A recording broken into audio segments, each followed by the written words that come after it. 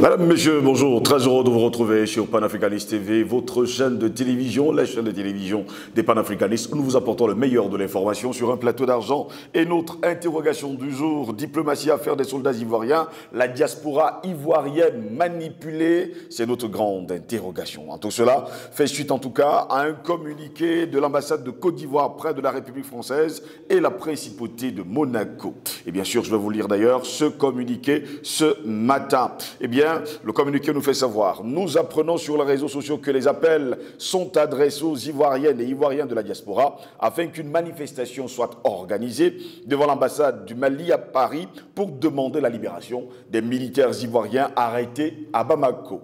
L'ambassade de Côte d'Ivoire en France tient à rassurer la communauté ivoirienne que tous les efforts sont fourni par le chef de l'État, le président Alassane Dramane Ouattara, pour obtenir le règlement pacifique de ce malentendu par le dialogue et la négociation. Par conséquent, l'ambassade de la Côte d'Ivoire en France, qui n'a été saisie par aucune demande de manifestation émanant des associations ivoiriennes reconnues en France, invite ses compatriotes à ne s'associer à aucune manœuvre de manipulation. Elle les prie tous à ne pas prendre part à cette manifestation dont l'initiative n'émane d'aucune organisation de la diaspora ivoirienne en France et les exhorte à continuer à placer leur confiance dans le leadership et la grande sagesse du président Alassane Ouattara et du gouvernement ivoirien pour le règlement de ce problème. C'est fait à Paris le 18 août 2022 et c'est signé l'ambassadeur Maurice Kwaku Bandaman. Voilà pourquoi nous en parlons ce matin. Diplomatie, affaire des soldats ivoiriens, la diaspora ivoirienne manipulée. Voilà pourquoi nous nous interrogeons ce matin. Et pour répondre à nos questions, nous sommes avec Albert Anatole Aïssi, surnommé 3 ans le propriétaire de tous les dossiers, journaliste d'investigation et surtout directeur de publication du journal Le Cactus. Albert Anatole Aïssi, bonjour, bienvenue à vous. Bonjour à vous, Steve José-Longos. Je dis bonjour à votre équipe technique, je ne suis pas des techniciens. Oui. N'est-ce pas, sans qui ce magnifique plateau, n'est-ce pas, ne pourrait jamais être envisagé, n'aurait jamais lieu. Donc, je dis bonjour à vous millions de téléspectateurs, et pas des téléspectateurs de Panafricanist TV, qui est visible sur toutes les plateformes digitales, comme vous l'avez l'habitude de dire, Facebook, YouTube, Instagram, TikTok. Voilà, donc je pense que dans les jours très prochains, ils seront également visibles sur les écrans, dans le ménage. Comme à mon habitude, je voudrais également adresser ce matin un salut très fraternel au peuple malien, au peuple centrafricain, au peuple tchadien, en tout cas tous les peuples du monde, notamment les Afro-descendants, Nouvelle-Calédonie, les Antilles français, bref, partout vous avez justement ces peuples qui se battent pour la liberté et pour l'indépendance. Comme à mon habitude, donc, je veux commencer par un coup de gueule. Vous avez, Steve José-Longos, je l'imagine, vous avez observé comme moi, dans les écrans au Cameroun, nous sommes envahis, nos enfants sont envahis par la promotion de l'homosexualité, tant dans les bandes dessinées, c'est-à-dire que vous appelez les dessins animés, de manière prosaïque, que dans des séries, quelquefois à l'eau de rose. Et ce qui est étonnant, c'est que l'organisme en charge de la régulation, je vous parlais du Conseil national de la communication, ainsi que le ministère de la communication, sont complaisants, totalement complaisants face à cette situation. Où justement nous sommes violés dans n'est-ce pas, dans nos ménages par des programmes qui font la promotion des contre-valeurs qui n'ont rien à voir avec nos valeurs africaines, c'est-à-dire l'homosexualité. Alors je voudrais donc inviter, suggérer aux responsables du Conseil national de la communication qui ont l'habitude de vous sanctionner, vous, éventuellement, n'est-ce pas, des antennes, de ce côté-là, pour suspendre, par exemple, Canal+, qui justement fait beaucoup trop la promotion des contre-valeurs. Je parle de l'homosexualité. Merci pour l'invitation. Très heureux de vous avoir, Albert Anatole ici. Vous avez d'ailleurs suivi le communiqué de l'ambassadeur de Côte d'Ivoire du côté de la France, qui nous fait savoir d'ailleurs que certains Ivoiriens et Ivoiriennes sont manipulés et veulent d'ailleurs manifester. Tout ceci pour réclamer la libération des soldats ivoiriens arrêtés du côté du Mali. D'ailleurs, du côté du Mali, les autorités les considèrent comme étant des mercenaires. Vous, qu'est-ce que vous en pensez? C'est sans surprise. C'est sans surprise. Ce n'est pas une surprise pour moi. Rappelez-vous que nous avons dit sur ce plateau deux choses.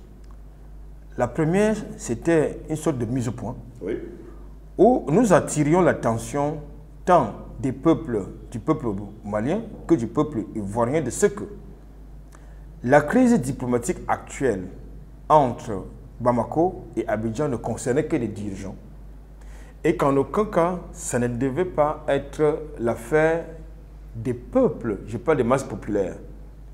Ça pouvait peut-être se jouer entre les classes politiques, mais en aucun cas, ça ne devait pas être l'affaire des masses populaires. C'était la première mise au point. Oui.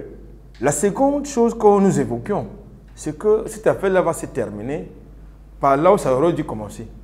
Et je pense que le communiqué de l'ambassadeur de Côte d'Ivoire en France le dit. C'est-à-dire qu'ils ont privilégié la voie du dialogue et de la négociation. Mais sauf que, dans cette dynamique de négociation, vous avez des mauvais esprits, il faut les appeler ainsi, des mauvais esprits qui sont commandités par des forces à la fois exogènes et endogènes pour instrumentaliser une partie de l'opinion ivoirienne. Souvenez-vous, il y a quelques jours, je crois que c'est le week-end passé, vous avez des artistes maliens dont le conseil a été totalement et simplement annulé du côté d'Abidjan du fait de cette crise diplomatique entre Bamako et Abidjan. Oui. Je pense qu'il s'agit là d'une confusion qu'il faut absolument évacuer et condamner, décrier. Comme je l'ai dit, revenons donc dans le contexte justement du communiqué de l'ambassadeur de Côte d'Ivoire en France. Je pense qu'aujourd'hui, je l'ai dit, est-ce qu'il faut accuser Paris d'instrumentaliser? Puisque nous savons qu'habituellement, c'est ce que Paris fait. C'est-à-dire instrumentaliser, manipuler, désinformer. Tous les éléments dans le contexte de l'affaire des militaires ivoiriens, bien tous les éléments de cette affaire militent en défaveur des autorités ivoiriennes. C'est-à-dire vous ne pouvez pas mobiliser un contingent de vos forces armées sans avoir des mandats légaux, des autorisations requises. C'est de ça qu'il est question. Et surtout dans le contexte des sanctions que vous connaissez et dont Abidjan était le cheval de proue suivi de très près par Niamey de Bazoum. Donc, alors, il faut donc justement privilégier le dialogue parce qu'aujourd'hui, je pense que en dehors de certains endocolons, en dehors de certains collabos et des traites, un Africain normal ne peut plus accepter le paternalisme ou bien le néocolonialisme français en territoire africain. J'ai bien aucun Africain normalement bien constitué, mentalement équilibré, politiquement lucide, ne peut pas accepter le néocolonialisme français, ne peut plus tolérer le paternalisme français, ne peut plus accepter l'arrogance de Paris. Donc, je pense qu'aujourd'hui, comme je l'ai dit, cette affaire-là aurait dû être réglée depuis. Bamako a posé 3 préalables pour la libération de ses compatriotes. Il faut quand même dire qu'ils sont les Africains, quoi qu'on dise. Bamako a posé 3 problèmes, 3 conditions, 3 préalables, qui ne sont pas difficiles pour quelqu'un qui est épris de paix, qui est humble. Malheureusement, c'est le cas que les Ivoiriens ont voté, ont mis la tête de leur pays qui s'appelle Ouattara, n'est pas humble. Il a pris les habitudes de la Macronie, c'est de la condescendance. Quels sont les préalables qui ont été posés par Bamako? Premier préalable, l'extradition des Maliens qui sont recherchés par la justice malienne du côté du Mali. C'était le premier préalable. Le second préalable, des excuses officielles justement d'Abidjan pour reconnaître que les éléments de leurs forces armées se sont retrouvés en territoire étranger en situation de clandestinité, c'est le cas de le dire. Et ensuite, le troisième préalable, c'était quoi? Donc moi je pense qu'aujourd'hui, lorsqu'on plonge dans cette affaire-là, il y aura forcément des mauvais esprits qui vont s'y engouffrer, et ça a commencé. Vous avez des conseils de compatriotes maliens qui sont annulés du côté d'Abidjan, avec ce que cela comporte comme conséquence, du moins pour les organisateurs de ce conseil-là. Vous avez des manifestations qui sont même organisées déjà à Abidjan. Vous avez comme un sentiment anti-malien du côté d'Abidjan, ce qui est absolument intolérable. Je pense qu'il est important de ramener tous les compatriotes des deux frontières, que ce soit les Ivoiriens comme les Maliens, à faire preuve de retenue. Parce qu'il ne faut pas qu'ils se laissent instrumentaliser, parce que les politiques, ça fonctionne toujours comme ça. C'est-à-dire vous mettez à vous battre, vous engagez un combat au profit des gens qui vous donnent l'impression d'être des ennemis, mais plus tard, ils ont d'autres canaux de rencontre. Donc voilà pour ce premier jeu. Alors Anatole ici, qui est derrière justement toutes ces personnes qui ont besoin de manifester? Déjà la semaine dernière, les familles des 49, nous dit-on, soldats ivoiriens, sont sortis pour demander la libération de leurs frères, de leurs sœurs, de leurs maris, de leurs enfants. Cette fois-ci, ce sont des Ivoiriens et Ivoiriennes du côté de Paris qui ont pris l'initiative de marcher et surtout de manifester devant l'ambassade du Mali en France. Qui est derrière tout cela? Faisons d'abord, il faut d'abord évacuer rapidement une incompréhension. C'est laquelle? Les personnes, les premiers responsables de cette situation, ce sont les politiques ivoiriennes, je parle des autorités ivoiriennes. Oui. Au premier rang desquelles, Ouattara. C'est assez responsable, rien qu'assez responsable là, que les Ivoiriens doivent demander des comptes. Je pense que dans le contexte de cette affaire-là, de ces événements, le Parti des peuples africains Côte d'Ivoire avait demandé des comptes, non pas aux autorités maliennes, mais aux autorités ivoiriennes pour leur demander où se trouvent leurs concitoyens, leurs compatriotes. Parce que le premier décideur, c'est le commandant en chef. Et qui est le commandant en chef? Alassane Dramane Ouattara. Bien sûr. Donc, je pense que c'est le seul responsable qui doit rendre compte aux Ivoiriens, à Alassane Dramane Ouattara. Le reste n'est que pure manipulation. Maintenant, pour revenir à votre question, mais bien évidemment, ce sont les autorités maliennes qui sont en train de manipuler l'opinion. Les autorités maliennes? Les autorités maliennes, oui. Souvenez-vous, j'aime toujours prendre des éléments factuels. Dans le contexte de la rencontre, de la médiation qui est portée par le président togolais du côté de Lomé, qui sont les premiers à claquer la porte? Ce sont les Ivoiriens. Ce sont les responsables de l'état-major. Les autorités ivoiriennes qui sont responsables. Qui sont les premiers à claquer la porte devant les exigences, n'est-ce pas, des autorités maliennes. Mais lorsque vous êtes dans une situation de faiblesse, parce qu'il faut le dire, il faut le reconnaître, que dans cette affaire-ci, les autorités ivoiriennes ne sont pas en situation de force. Ils ne sont pas en position de force, ils sont en position de faiblesse. Ça veut dire qu'ils n'ont aucun cas de leurs compatriotes qui ont été mis sur mandat de dépôt, soit dit en passant, inculpés puis mis sur mandat de dépôt du côté de Bamako, pour les faits d'atteinte à la sécurité de l'État. C'est quand même un élément grave dans un contexte où vous avez le Mali qui est attaqué de toutes parts, que ce soit par les forces exogènes qu'endogènes. Donc, elles ont de bons droits, je veux dire, des autorités maliennes, d'être exigeantes, d'être vigilantes, ainsi que le peuple malien. Donc, ce sont les politiques ivoiriens, avec leurs hauts gradés, qui font preuve de condescendance. Et on n'a même pas peur des mots. Dans une situation où il faut négocier, lorsque vous vous engagez dans une processus de négociation, mais vous devez évaluer vos forces et vos faiblesses. Et dans le cadre de cette affaire, je le dis et je maintiens mon propos là-dessus, la Côte d'Ivoire est dans une situation de rapport de faiblesse.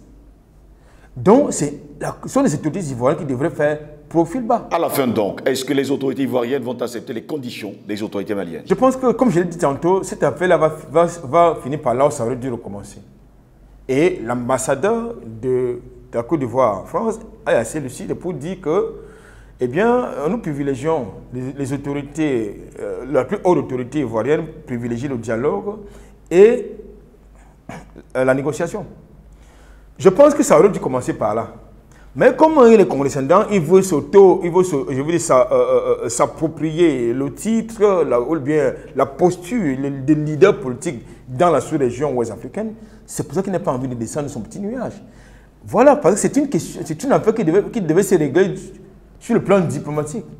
Maintenant, on se retrouve dans une affaire qui est devenue un gros problème politico-diplomatique, je veux dire diplomatico-judiciaire. Ça va être très compliqué. C'est-à-dire que, justement, en application de la loi, des lois maliennes, ces militaires vont être condamnés. Et maintenant, le processus va maintenant être très long. Parce qu'on ne peut plus interrompre l'action publique qui a été engagée contre ces militaires-là par les autorités maliennes. Donc, il va donc falloir attendre la fin du processus judiciaire, c'est-à-dire les audiences. Et s'ils sont condamnés, et j'imagine qu'ils seront condamnés forcément, il va donc falloir attendre qu'ils soient graciés ou amnistiés. Le processus donc sera long. Parce que dans le contexte actuel, c'est plus possible. Or, si Ouattara était descendu de son petit nuage, cette affaire serait réglée dans le cadre diplomatique. Albert Anatola, ici, les analystes africains pensent que la France, qui a été expulsée du Mali, a besoin justement d'un conflit entre la Côte d'Ivoire et le Mali. Je voudrais quand même vous dire, j'ai l'habitude de vous dire que nous avons l'avantage, nous les panafricanistes, j'ai dit ça, d'anticiper sur les événements. La relocalisation de Barkhane du côté du Niger, ce n'est pas un fait anodin. Vous savez que c'est un scandale géologique pas possible. La relocalisation de Barkhane du côté du Niger, chez Bazoum, ça veut dire qu'il y a une opération militaire qui se prépare. Il faut que les Africains le sachent. Il y a une opération militaire d'envergure qui se prépare. Vous avez certains contingents militaires qui vont renforcer, qui sont sur le point d'être déployés du côté de Paris pour renforcer le contingent de Barkhane qui est actuellement stationné désormais du côté de Niamey. Il faut le dire. Ce sont les éléments vérifiables. Pour renforcer dans ce dispositif-là, il faut donc, j'ai l'habitude de dire, et je demande, parce que les autorités maliennes ont l'habitude de nous écouter, je demande aux autorités maliennes d'être très vigilantes et éventuellement de fermer leurs frontières avec le Niger. Parce que il y a des choses vilaines qui vont se passer de ce côté-là dans les mois à venir. Et ça, je vous le dis. Chaque fois qu'on a dit quelque chose, ça s'est produit. Ce n'est pas toujours la sécurité actuellement du côté de Niamey, puisque plusieurs populations de ce côté-là ont déjà pris langue pour organiser des manifestations et surtout des marches pour demander justement à cette force Barkhane de quitter le sol nigérien. Oui, c'est vrai, mais malheureusement, mais sauf que dans le contexte de ces sentiments, de ces manifestations anti-Barkhane, Bazoum a tranché pour le maintien de Barkhane au Niger, en interdisant justement à ses compatriotes d'exprimer leur mécontentement face à cette situation.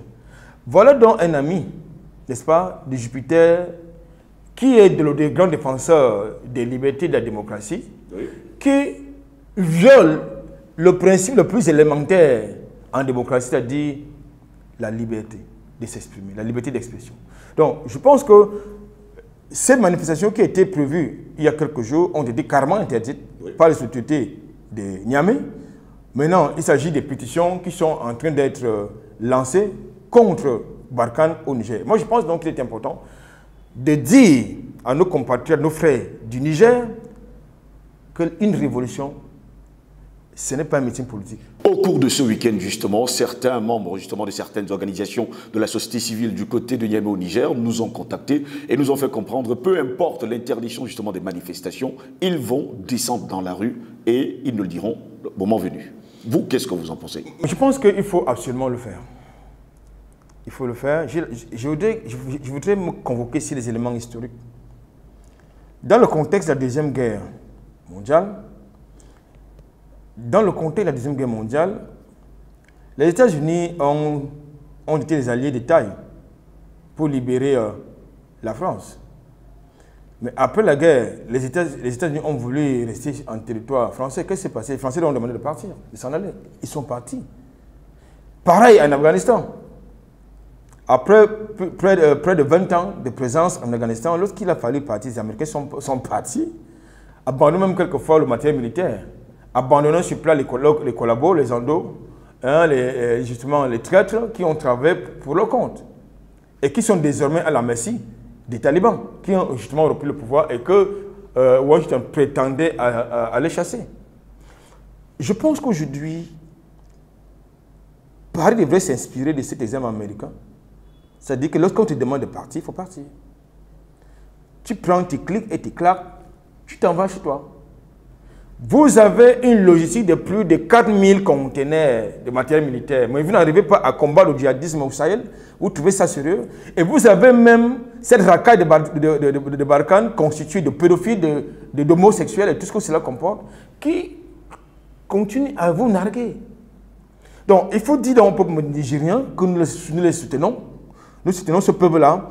Et il est inacceptable qu'ils acceptent sur leur territoire une armée de pédophiles, des criminels qui ont une immunité diplomatique. Ça veut dire que si un militaire tue un Nigérien, comme ça fut le cas il y a quelques mois, début d'année, il est protégé par l'immunité, il n'a pas l'immunité diplomatique. Il ne peut être condamné par aucun tribunal. Vous avez entendu ça où? Ça dit qu'un militaire qui commet un crime humain ne peut pas être condamné par les juridictions internationales. Ça veut dire que nous sommes dans une sorte de sorcellerie. Pas plus, ni plus ni moins, autant pour moi, ni plus ni moins. Donc je pense que lorsque vous avez sur votre territoire une armée d'occupation constituée, n'est-ce pas, d'une racaille de pédophiles, d'homosexuels, de criminels et tout ce que cela comporte, qu'est-ce que vous faites? Vous n'êtes pas en sécurité. Dans tous les cas, vous n'êtes pas en sécurité. Vous êtes en insécurité. Albert Natolaïsi, pourtant, le Cornu, ministre français, a déclaré haut et fort, d'ailleurs à Twitter, que l'objectif de Macron, l'objectif de la France, c'est de rester et de demeurer dans le Sahel. Et que, peu importe ce qu'on pourra dire, ils ne quitteront pas le Sahel. J'espère que vous avez vu ce tweet. Ils sont partis du Mali, ils ont dit qu'ils ne partiraient pas du Mali. Oui. Mais ils sont partis du Mali. Ce qu'il faut faire, ce qu'il faut dire, j'allais dire, ce qu'il faut dire, c'est quoi? C'est que dans les luttes de libération, le bourreau ne part jamais, ne quitte jamais le territoire de bon gré. Ça a été le cas du côté du Mali. Ils sont en train de partir. Ils sont partis carrément parce qu'ils sont totalement libérés. Ils ont vraiment dépollué. Ils ont carrément abandonné Gao, la base, le site de Gao, en mettant entre parenthèses les cérémonies protocolaires habituelles de rétrocession de la base, comme dans les autres Bat et Salé, Tombouctou et consorts. Mais du côté de Gao, ils sont carrément partis entre les jambes. Donc, je pense qu'aujourd'hui, nous sommes en guerre, il ne faut pas l'oublier, nous sommes en guerre. Et même si elle est idéologique, elle finira par être une guerre armée, un conflit armé. Il faut le savoir, il faut se préparer à ça. Et puis, il faut également qu'ils sachent que le contexte des années 60, ce n'est plus le contexte des années 2020-2022. Ça va saigner et nous sommes plus peuplés qu'eux. Ça, il faut qu'ils le sachent. Ils pourront peut-être tuer 500 millions d'Africains, mais ils ne pourront pas tuer tous les Africains. Donc, qu'ils sachent que, du point de vue, n'est-ce pas, mathématique, nous sommes plus nombreux. Et ils n'auront pas assez de munitions pour tuer tout le monde. Et ils ne feront pas partir. Ça, il faut le dire. La seconde chose, c'est qu'ils vont partir. Ils vont partir. Et là, et pour qu'ils partent du côté du Niger, il faut un coup d'État. Je suis désolé de le dire. Parce que c'est lui qui est placé là, qui est le défunt, qui a été le défunt de Mamadou Issoufou. Je parle de Bazoum, Mohamed, qui a fait allégeance à Paris, donc à Macron, et les criminels, les autres criminels que vous connaissez. Il ne sert pas les intérêts. Il ne sert pas les intérêts des Nigériens.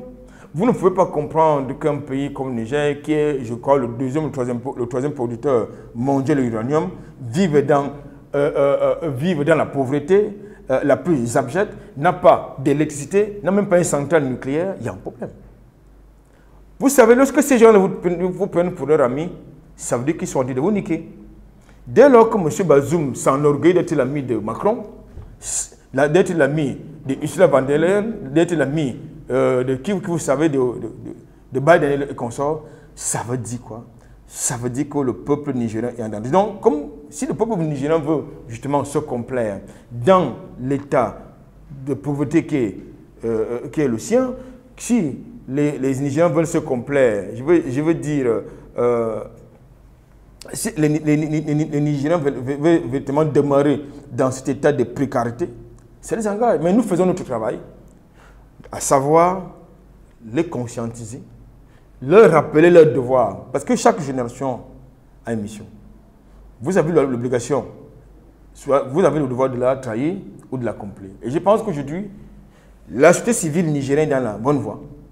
La voie de la lutte contre le néocolonialisme, la dynamique de lutte contre le paternalisme et l'arrogance de Paris, mais surtout contre le pillage des ressources du Niger. C'est un scandale. En quelques secondes, Albert Latoulaye, ici, est-ce que les Ivoiriennes et Ivoiriens de la diaspora vont écouter leur ambassadeur? Je pense qu'ils ont l'obligation d'écouter les ambassadeurs. Il faut éviter des émotions dans ces affaires-là. Il faut questionner la logique rationnelle, les véritables responsables des faits. Tout à l'heure, je l'ai indiqué que si vous envoyez vos soldats au combat sans armes, sans matériel militaire approprié, ça veut dire que vous les envoyez au casse-pipe.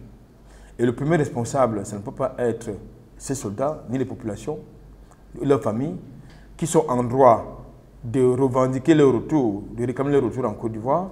Le premier responsable, c'est le commandant en chef, qui, dans la logique du mépris qui le caractérise, pas du mépris des autorités maliennes, de son arrogance qui le caractérise, comme Macron. Il faut insister, hein, ivoirienne, pas malienne. Non, je n'ai pas des autorités ivoiriennes, je parle de leur arrogance. C'est-à-dire, je parle de l'arrogance des autorités ivoiriennes vis-à-vis des autorités maliennes, du mépris des autorités ivoiriennes à l'endroit des autorités maliennes. C'est ça qui a conduit à cette escalade diplomatique. C'est une situation qui aurait pu se régler depuis très longtemps, mais du fait justement de la posture d'arrogance, de mépris de Ouattara, voilà où nous en sommes. Maintenant, il cherche les médiateurs alors qu'il aurait suffi que lui-même vienne justement au Mali, causer avec le président de la transition. Même, on n'a pas besoin qu'il l'aime ou qu'il le déteste. C'est son droit le plus absolu de le détester ou bien n'est-ce pas, de l'aimer. Oui. Mais dès lors que vous avez dans la balance la liberté, je veux dire, le destin de 49 compatriotes, vous descendez de votre petit nuage. Merci à vous, Albert Latoulaye, ici d'avoir été dans nous ce matin. C'est fait un plaisir comme d'habitude. Mesdames, Messieurs, c'est ici que s'achève cette autre édition de Paroles panafricanistes. N'oubliez surtout pas, la faiblesse de la force, c'est de ne croire qu'à la force. Au plaisir de vous retrouver très prochainement. Bonne journée à toutes et à tous.